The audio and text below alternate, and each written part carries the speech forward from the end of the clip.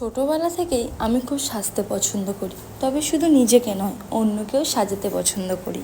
যেহেতু আমার বাড়ি গ্রাম সাইডের দিকে, সেই জন্য যখনই গ্রামে কোনো বিয়ে হতো আমাকে ডাকতো সাজানোর জন্য। হ্যাঁ, তবে সেই সময় একা সাজাতাম না, সবাই মিলে করতাম। এই যেমন ধরো বৌদি, দিদি, কাকিমা, পিসি সবাই মিলে হই হই করে। এই যে বক বক করতে করতে চলে এসছে আজকের ব্রাইড। হ্যাঁ, আজ আমি একজনকে সাজাতে এসেছি, তাও আবার কোণে। তবে মেকআপ শেখার জার্নিটা আমার কাছে কিন্তু খুব একটা সহজ ছিল না। অন্য দিন না হয় আপনাদের সাথে গল্পটা শেয়ার করব।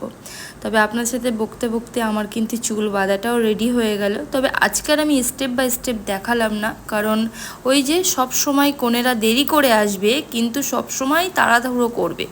তো ঝটপট আমি প্রথমে হেয়ারটা করি, তারপরে এই যে ফুল লুক আমাদের কমপ্লিট। খুব একটা চড়া মেকআপ আমি করিনি, কারণ না ছিল ওখানে এসি আর না ছিল ফ্যান। তো বেশি মেকআপ করলে আমার মনে হয় যতই ভালো মেকআপ করো না কেন, গরম পড়লে সেই মেকআপগুলো গলতে শুরু হয়ে যায়। সেজন্য খুব একটা ন্যাচারালের ওপরে আমি রাখার চেষ্টা করেছি ওর স্কিন অনুযায়ী।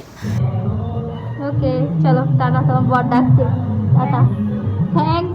ওর তো খুবই ভালো লেগেছে আমার কাজ, সেটা হয়তো ওর হাসি দেখেই বোঝা যাচ্ছে। এদিকে বিয়ে বাড়িতে কনে সাজাতে গিয়ে দেখি আমার বোনও গিয়েছে সেখানে মেহেন্দি করতে। আমি খুব একটা ভালো মেহেন্দি করতে পারি না বরাবরই, কিন্তু ও খুবই সুন্দর মেহেন্দি করে। বিয়ে বাড়িতে সবার একে একে মেহেন্দি করার পরে একটু সময় বেঁচেছিল, সেজন্য নিজে নিজে হাতে এখন মেহেন্দি করেছে। দেখুন কতটা নিট অ্যান্ড ক্লিন।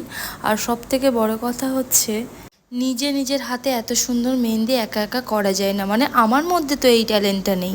যদি পারতাম বিয়েবাড়ি আরও কয়েকজনের মেহেন্দি আপনাদের সাথে শেয়ার করতাম, কিন্তু সেটা আর পারলাম না, কারণ সবাই তখন ব্যস্ত। আর হ্যাঁ, আপনারাও যদি আপনাদের স্পেশাল দিনে মেহেন্দি করতে চান, আমি স্ক্রিনে নাম্বারটা শেয়ার করে দিলাম, চাইলে কন্ট্যাক্ট করে নিতে পারেন। তবে আমি কিন্তু মেকআপটা শখেই করি, কোনো রকম প্রফেশনাল নই।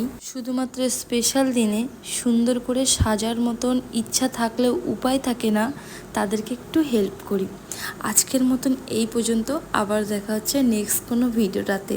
চলো টাটা।